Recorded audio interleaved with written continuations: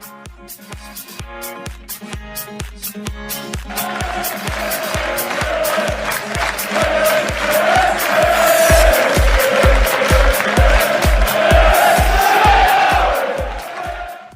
everybody, and welcome back to the Stacey West YouTube channel. I am Ben, and of course, it is the start of the 24-25 season. The Imps head away to the Pirelli at the weekend to take on Burton Albion, so that means only one thing. We've got the main man, Dave Fletcher, in to talk about Burton. How are we doing, Dave? You keeping well? Yeah, very good, buddy. You had a good summer?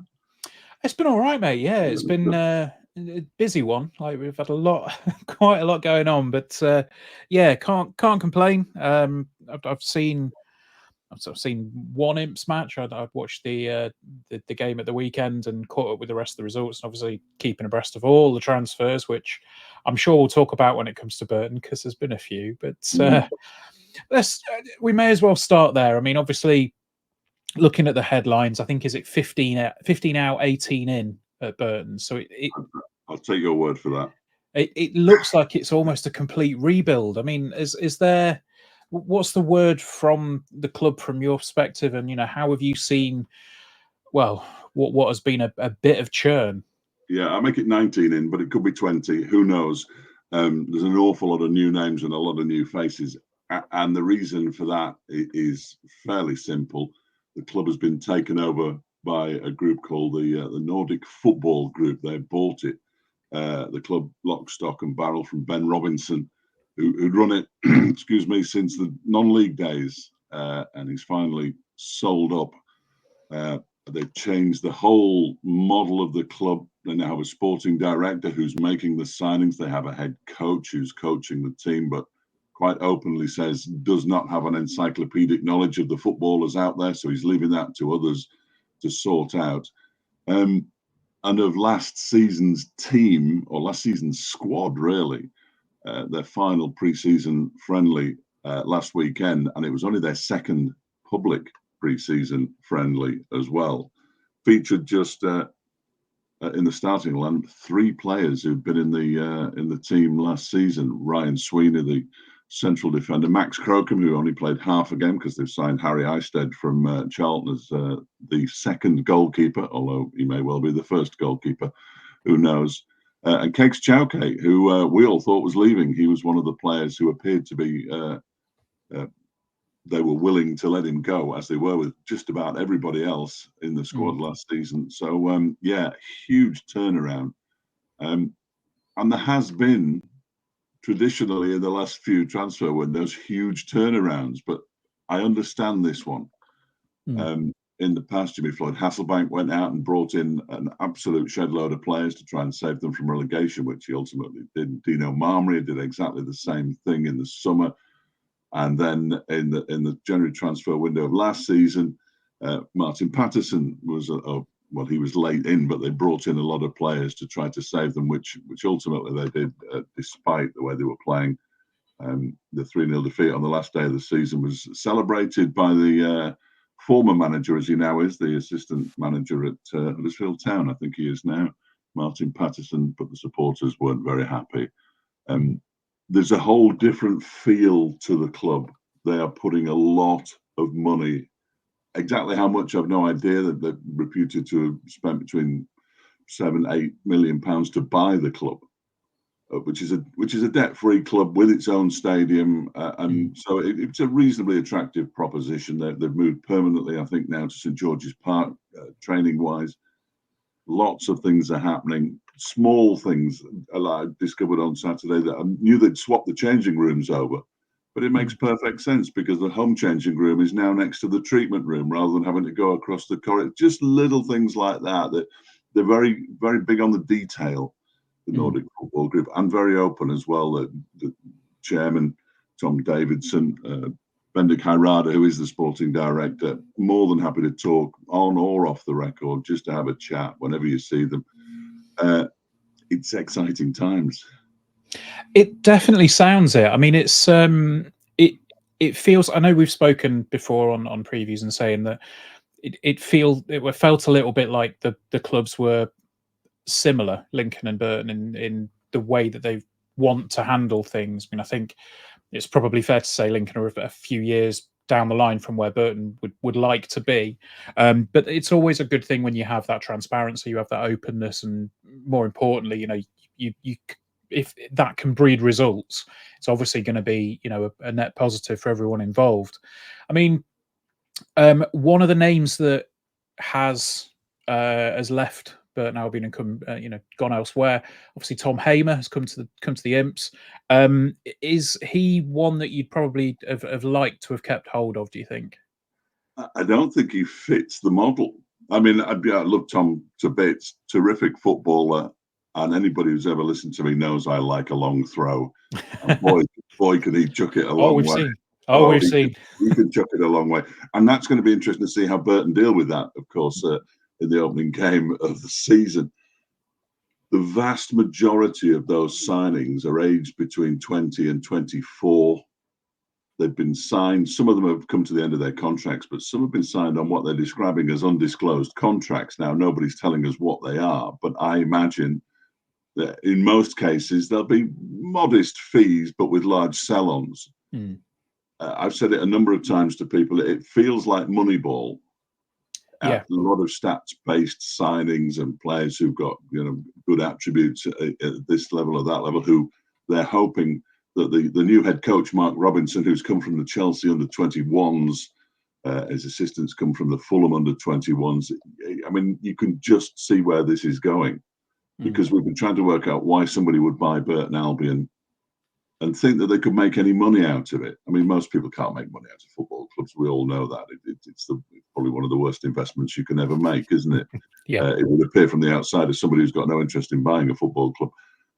But that's the only way I can see that they can make money, is to improve the players and sell them on. I would love to have seen Tom Hamer stay. I'd love to have seen Mark Helm stay, who just about fits in the criteria, but he's gone off to Fleetwood.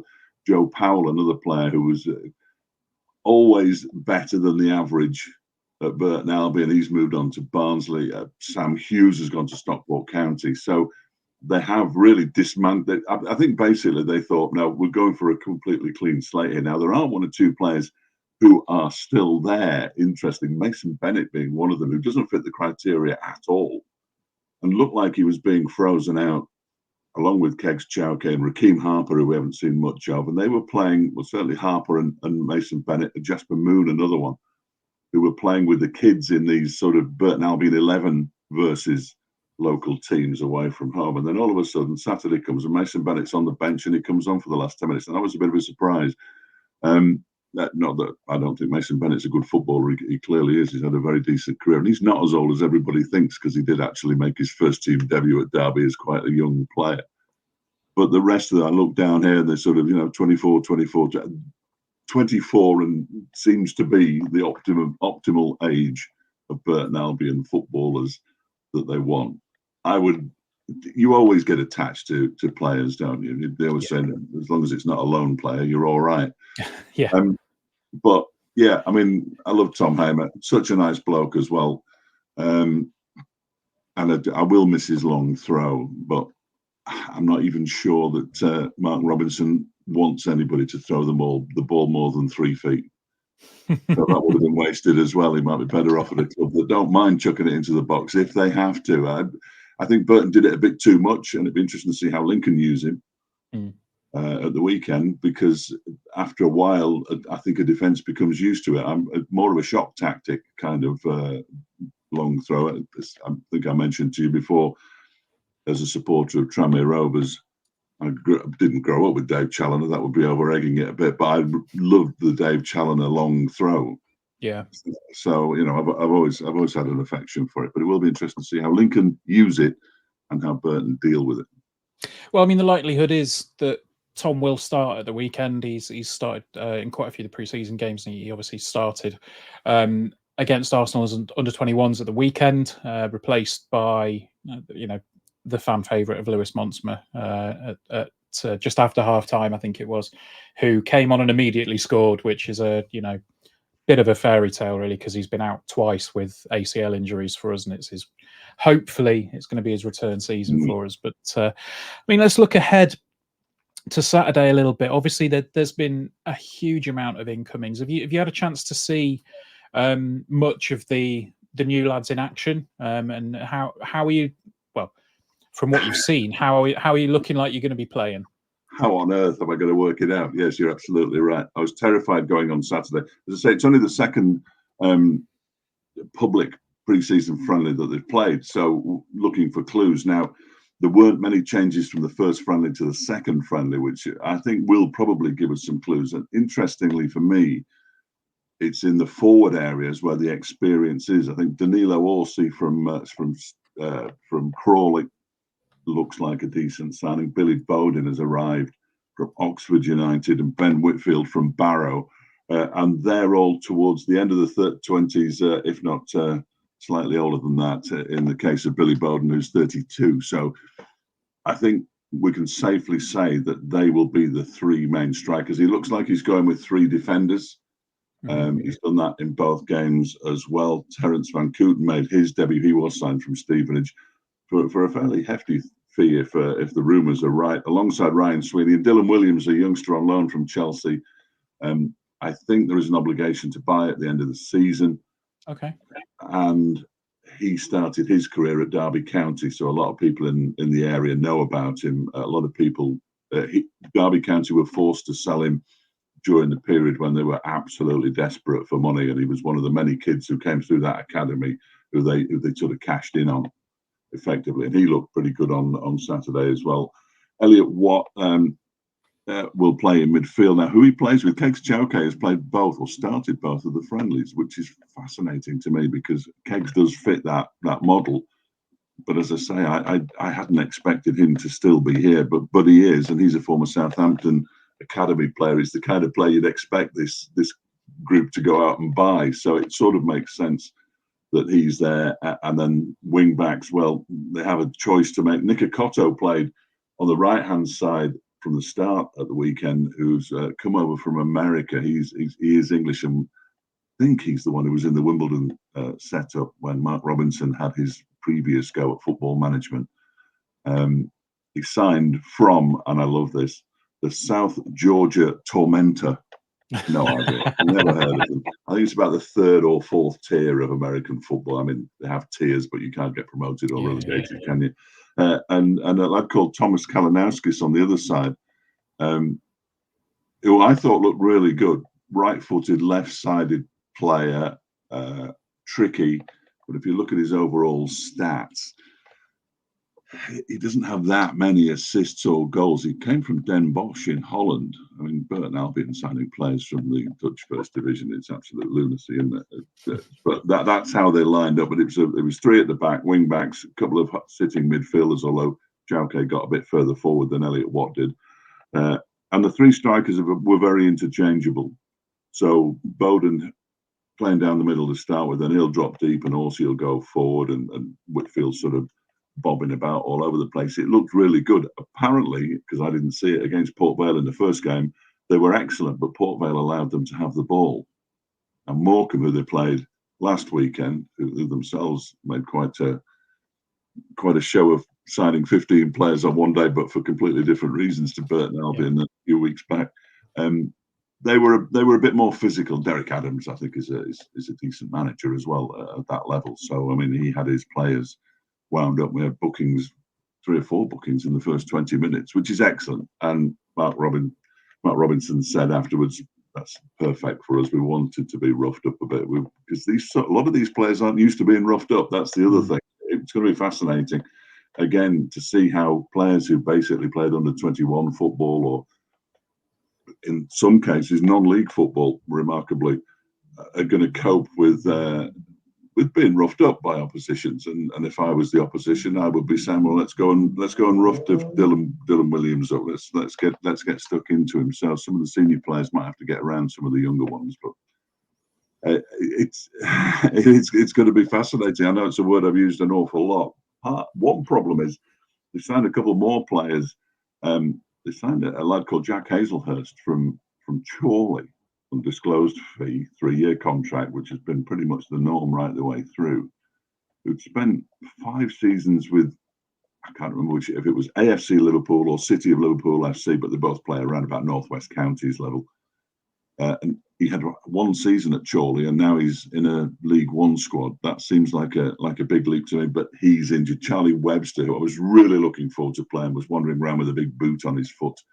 A youngster who was highly rated as a 16-year-old and a 17-year-old coming through the Chelsea ranks. So yeah, I think there might even be a couple more signings this week before the teams meet, just to make sure he's got the requisite number of 23, 24 players in that squad.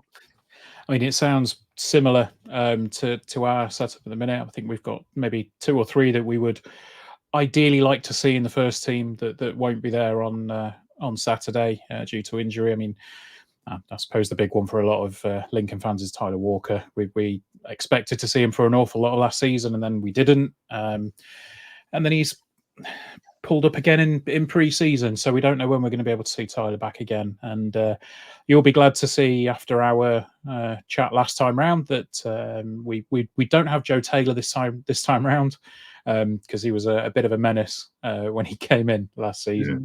Yeah. But look, it's always difficult to preview games in the first 3 or 4 weeks because we don't know what to expect. We've seen a couple of preseason games. You know, we've seen the results, we've seen the lineups, we've seen what the players can do from past clubs and past experiences. But I think the question for the season really for Burton is from what you've said, it sounds like it's really hopeful for the future of the club. But having said that, it is going to be a very tough division this season. We've got a lot of big spenders that have come down and, of course, that are coming up. So what would you expect for Burton Albion this season and what would you hope for? Because they're going to be 2 very different things, aren't they? Well, not necessarily. I would certainly hope that they're not involved on the last day of the season in a match in which they could go down and even having to rely, as they did last season, on Cheltenham losing as well, which is just the worst place for football supporters to be, especially when they know the result of their game and the other one's still going on. That would be my hope. The expectation, I think, is for them to actually start to play some football. Now, how possible that is in League One, I'm not entirely sure. I mentioned possession to the head coach after the game on Saturday. He said, "Oh yeah, no, we want possession, but not possession for the sake of it." Now, of course, if you've got the ball, the opposition can't score generally, although on the odd occasion they clearly can. So I expect to see more football. I saw the first game, which I didn't see. I was told that they were more than willing to get the ball forward reasonably quickly along the floor, but they were creating chances. They've got 3 good strikers. Billy Bowden scored from the halfway line on Saturday, which was very exciting. Wow! But that was after after Morecambe had taken the lead from 5 yards away from the halfway line. So it was a bit of a strange old game. And 2 goals with a combined total of 95 yards is not what that's what you need, isn't it? Yeah. Now you're right. How do they challenge? Well, they can't challenge Birmingham City. Can anybody challenge Birmingham City? I'm not entirely sure they can. I know it's a basket case and has been for many years, but the amount of cash they're throwing at it, if somebody can't get Birmingham City straight back up, then they may not have a future in football anymore. Surely to goodness. The team just across the road from where I'm sitting now, you would expect Bolton to remain strong, wouldn't you? I'm not sure about Huddersfield Town, I've got to say. Rotherham, with the manager that they've got and the players that they've got, they'll be very difficult to beat. And then you've got Wrexham and then you've got Stockport County, who are massive clubs. I'm afraid to say, I hate saying it about Stockport County as a Tranmere fan, but Stockport are more than capable of drawing crowds of 10, 12, 13,000. Wrexham, well, sky's the limit for them, isn't it? So to break into the top 6 would be ridiculous for most clubs to even contemplate. But if you can finish, 8th, 9th, 10th, 11th, and look good, and make sure people are coming through the gates, which is something that the Nordic Football Group are massive on. They've got a huge campaign going on. It's been going on for at least a week and a half now. They've got new shirt sponsors who are a car company, and they've got 2 of their cars in the car park. They're going around the area. It's packed the Pirelli. And they're saying that a couple of stands are already close to being sold out. I'm sure Lincoln fans, as they always do, will be there in numbers behind the goal to our right as we look from the main stand in the away. And I think it's going to be a really good atmosphere, despite the fact that somebody sold the soul of football and we're kicking off at 5:30 on a Saturday. I still think there'll be a very good, and you can probably watch it from the comfort of your own home. There'll be a good crowd. So, yeah, I would say a mid-table finish for Burton Albion, given the upheaval that there's been, and even though it's been relatively smooth and, there was no nastiness, and Ben Robinson is still there in an advisory capacity. He's brought Fleur, his daughter, back on the group has brought Fleur back to the club as the chief executive. She's been at Wrexham for the last couple of 3 seasons as their chief executive. But there has been upheaval. It's clear. The fact they've only played 2 pre-season friendlies publicly is because he thought, Mark Robinson, that was the best way to gel the group together. And they look like a pretty good group. Supporters are now happy to talk to me about the football, whereas before they weren't interested. The football was awful. The results were dire. And the club was going nowhere. Absolutely nowhere. And I've always described it, and I may have done to you, as Burton Albion are a non-league club playing in League One. That's what it always felt like. Now it doesn't really feel like that anymore. It feels like this is an organisation, to use that horrible American word, with a setup that they belong in League One. They should be able to go out onto the pitch and hold their own. One of the interesting things will be a couple of dodgy results at the start of the season. They've got 2 at home because they play Blackpool in the League Cup the following Tuesday. They have a couple of dodgy results there. Then they go away to Mansfield, of course, who are under the former manager and a man who's inextricably linked with Burton Albion, Nigel Clough, and don't get a result there. How quickly will the Nordic football group get twitchy? Now, they give the impression that they won't get twitchy very quickly, but everybody gets that impression, don't they? Yeah.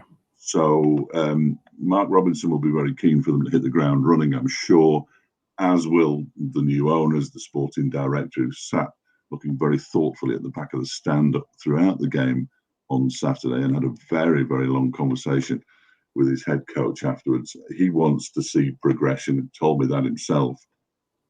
And progression would be a mid-table finish. Now, whether they're satisfied with that, I'm not sure. I think they probably will be to start with. They've been looking for a club for a number of years now. And they've settled upon Burton Albion. And as I say, mid-table good, but when you dig a bit deeper into the Nordic football group, some of their backers, there's 5 of them on the actual board now, but their backers include the man who started the H&M fashion brand, who's a billionaire. There are 2 NHL ice hockey players who have shares or have an investment in the Nordic football group. It's really scary when you start to just scratch the surface. There's so much money there, but of course there's financial fair play involved, I'm sure, even at League One, and they can't just lump 60 million in. And what would be the point to attract crowds of 5,500? So but lots of other things need to happen for Burton to get bigger. I mean, it sounds like they're trying to do things in the right way, which is very similar to how Lincoln are trying to do things at the minute. I mean, like I said, there does seem to be a lot of comparisons there, bringing young players in, developing them, and then hopefully making a profit in them in the long run, getting investors in, and not being totally reliant on one. If you've got a group of people there, then there's the sky could be the limit for Burton Albion. So we shall see. Normally we would do a prediction, but I mean, it's picking it out of the air at this point, isn't it? I think. Yeah, I'll say Burton will win. You say Lincoln will win, and we'll all be happy, won't we? There we go. Works for me. Yeah, but I've no idea. I have genuinely no idea. No, I mean it's Lincoln are playing some good stuff at the minute from what we saw at the weekend, and it sounds like Burton are looking to turn things around massively from where they were last season. So, I'm looking forward. Can't remember exactly when Lincoln came last season because I have no real memory for that. It was February, I think. So the pitch would have been getting quite bad by then. The pitch is beautiful. Now they haven't, again, eminently sensible. They want a new pitch. Mm. What they've done is that they've done work on the drainage near the main stand, which is where the problem is. The pitch itself, as you would expect in August, is immaculate, perfect for playing football. And I said to them, well, you're having a new, oh no, what we're going to do is we could lay a hybrid pitch, which is when they first took over. But if it doesn't work and it costs us 2 million quid, we'll have to do it again and do extra work, and it'll cost us another 2 million quid. So they have got money, but they're being quite sensible with it. Like you said, it's not, here's 60 million, off you go, and see where that gets you. They are being sensible. But if both sides want to play football on Saturday, the pitch is perfect, and there's no reason why they both can't. Super stuff. Well, it sounds like we're in for a treat. If everyone is going down to the Pirelli, should be a good one. If not, like you say, we do have the option on Saturday of staying at home. But that's another discussion for another day. Thank you ever so much, Dave, for joining me once again. Always a pleasure, and hopefully we'll see you back at Sincil Bank later on in the season. Yeah, pleasure, Ben. Cheers. Cheers. And as always, lads, up the imps.